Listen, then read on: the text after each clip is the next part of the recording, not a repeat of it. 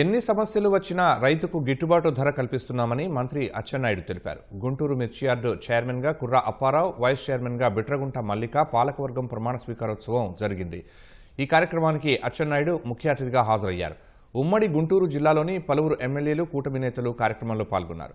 మిర్చి యార్డు ఖ్యాతిని పెంచేలా పనిచేస్తానని నూతన చైర్మన్ కుర్రా అప్పారావు హామీ ఇచ్చారు.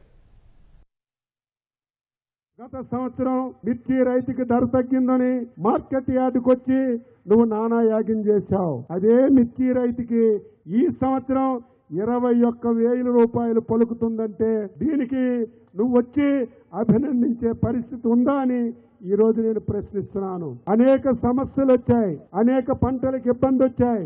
అయినా సరే రైతు నష్టపోకూడదని 20 మాసాల్లో 1,200 కోట్ల రూపాయలు పెట్టి రైతుకి గిట్టుబాటు ధర ఇచ్చిన ప్రభుత్వం ఎన్డీఏ ప్రభుత్వం. పండించినటువంటి పంటని మార్కెట్ యార్డుకు తీసుకొస్తే రైతుని ఒక అతిథిలాగా భావించాలి, వారికి అన్ని సదుపాయాలు ఇవ్వాలి, సకాలంలో మంచి ధర ఇచ్చి వెంటనే వారికి డబ్బులు అందే విధంగా మీరందరూ కూడా చర్యలు తీసుకోండి. అన్ని హంగులతో ఈ దేశంలో, ప్రపంచంలో ఎక్కడా లేని విధంగా ఒక మంచి నూతన మిర్చి యార్డు కట్టడానికి కూడా ప్రయత్నం చేద్దాం.